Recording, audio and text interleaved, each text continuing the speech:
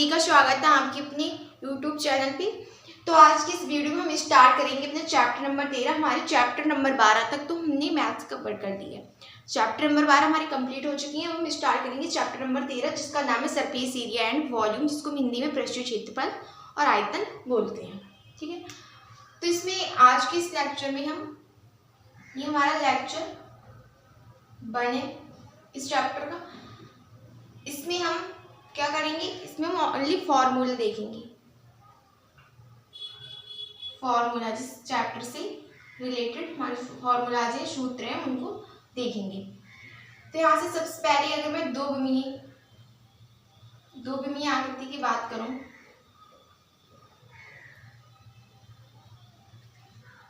दो विमीय हमारी आकृति वे होती हैं। दो विमीय आकृति हमारी वे आकृति होती है जिनमें खाली हमारी लंबाई हो और चौड़ाई हो, वो हमारी दो विमीय आकृति कहलाती है। अगर मैं त्रिविमीय आकृति की बात करूं तो उसमें हमारी लंबाई भी होनी चाहिए, चौड़ाई भी होनी चाहिए और ऊंचाई भी होनी चाहिए, तभी वो हमारी त्रिविमीय आकृति होगी। अगर मैं दो विमीय आकृति का उदाहरण दूं, अगर मैं इसका एग्जाम्पल दूं तो एक तो हमारा होगा वर्ग और एक आयत, क्योंकि आयत में हमारी लंबाई चौड़ाई और वर्ग में भी हमारी दो ही भुजा, मतलब कि वर्ग है वो एक हमारा दो विमीय आकृति में आता है, और आयत भी, क्योंकि इनमें हमारी लंबाई चौड़ाई होती है, ऊंचाई नहीं होती है। अगर मैं कागज की बात करूं, कागज जो हमारे कॉपी का कागज होता है वो भी हमारे दो विमीय आकृति है।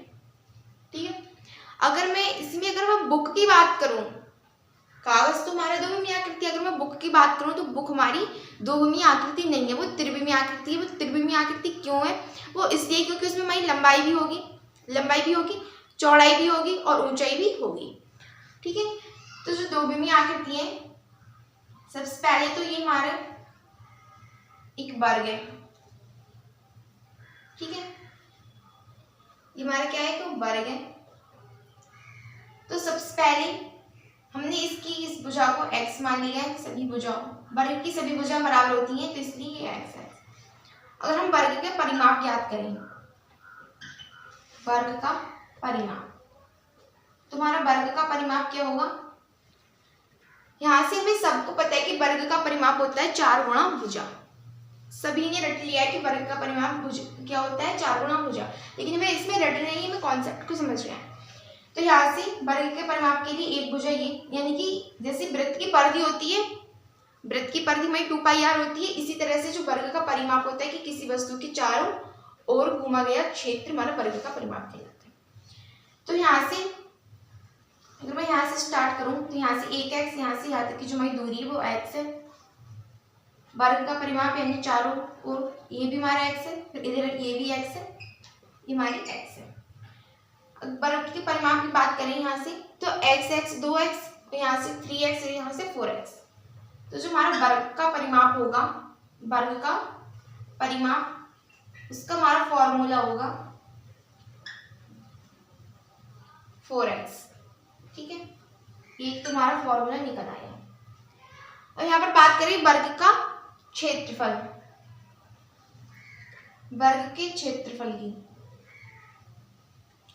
वर्ग के क्षेत्रफल में जैसे कि आयत का हमारा क्षेत्रफल होता है लंबाई इंटू चौड़ाई, इसी तरह से जो हमारा वर्ग का क्षेत्रफल होता है यहाँ से x इंटू एक्स। यहाँ पर हमारी लंबाई भी x है और चौड़ाई भी x है, तो इसीलिए x इंटू एक्स जो हमारा वर्ग का क्षेत्रफल होगा वो होगा x स्क्वायर।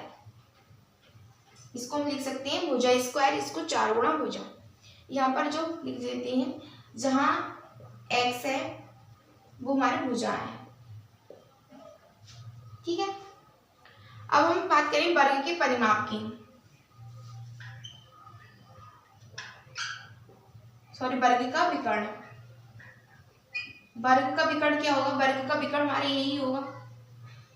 अगर हम वर्ग के विकर्ण की बात करें तो यहाँ पर हमारी 90 डिग्री का कोण होता है, 90 डिग्री का कोण होता है। तो 90 डिग्री के सामने की जो हमारी भुजा होती है वो हमेशा कर्ण होती है। तो अगर हम कर्ण की बात करें यानी कि विकर्ण की बात करें तो हमारी लंबाई का स्क्वायर x के स्क्वायर प्लस आधार के स्क्वायर x के स्क्वायर, तो ये हमारा विकर्ण होगा। ठीक है, यहाँ से अगर विकर्ण स्क्वायर बराबर होगा x square plus x square, तो यहाँ से अगर हम विकर्ण खाली हम वर्ग का विकर्ण की बात करेंगे तो हमारा आ जाएगा root x square plus X square, या इसको हम लिख सकते हैं वर्ग का विकर्ण इस प्रकार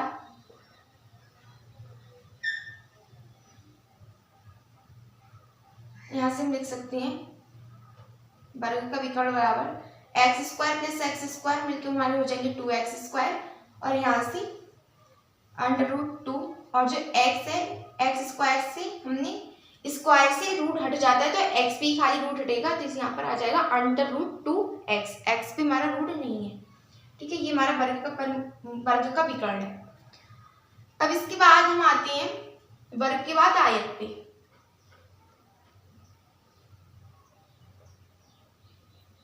ये हमारा आयत है, आयत की ये वाली हम भुजा x मान लेते हैं और ये वाली y। ठीक है, इसको हम A B C D नाम रख देते हैं। ये हमारा क्या है, आयत है। अगर हम आयत का क्षेत्रफल की बात करें, आयत के क्षेत्रफल की या आयत के परिमाप की, तो जो हमारा आयत का परिमाप होगा यानी कि सभी भुजाओं का योग, आयत का परिमाप क्या होता है हमारा, सभी भुजाओं का योग। यहाँ से x + y + x + y, यहाँ से x + y x + y, तुम्हारा हो जाएगा यहाँ से 2x + 2y, यानी कि 2 कॉमन ले लेंगे तो x + y। तुम्हारा आयत का परिमाप क्या होता है, 2 लंबाई + चौड़ाई। अब यहाँ से हम आयत का क्षेत्रफल की बात करें तो आयत का हमारा क्षेत्रफल होगा लंबाई × चौड़ाई। ये तो सभी को पता है, सभी ने पढ़ रखा है कि आयत का जो हमारा क्षेत्रफल होता है वो हमारी लंबाई × चौड़ाई होता है। लेकिन ये आया कहाँ से,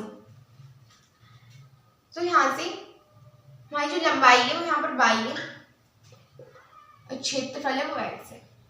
यानी कि हम इसकी बात करें, यहाँ से हमने इस वाले आयत का जो हमारा क्षेत्र होता है लंबाई × चौड़ाई, इसी में हमने वर्ग के क्षेत्रफल में भी लंबाई × चौड़ाई का फॉर्मूला यूज किया। यहाँ से इनकी दोनों की जो हमारी लंबाई थी, लंबाई चौड़ाई वो समान थी, इसलिए जो इसका क्षेत्रफल था वो भुजा स्क्वायर हो गया। इसकी हमारी असमान है, तो यहाँ से जो आयत का क्षेत्रफल होगा वो लंबाई × चौड़ाई। अगर हम आयत के विकर्ण की बात करें, आयत का विकर्ण, आयत का विकर्ण हमारा उसी तरह से निकलेगा जिस तरह से हमने वर्ग का निकाला। तो आयत का विकर्ण यानी कि BD, तो यहाँ से जो हमारा होगा BD क्या होगा, √ बराबर y² + x², ये हमारा आयत का विकर्ण होगा। क्योंकि अगर हम BD पे स्क्वायर रखेंगे तो यहाँ पर हमारा जाएगा y² + x², जब हम BD से स्क्वायर हटाएंगे तो हमारा रूट चढ़ेगा बराबर की उस तरफ, तो हमारा हो जाएगा x² + y² या y² + x²। तो ये थे जो हमारे फार्मूले थे, वो हमारे द्विमीय आकृति के थे, द्विमीय आकृति के थे। अब हम नेक्स्ट लेक्चर में हम त्रिविमीय आकृति के फॉर्मूलाज देखेंगे। ठीक है।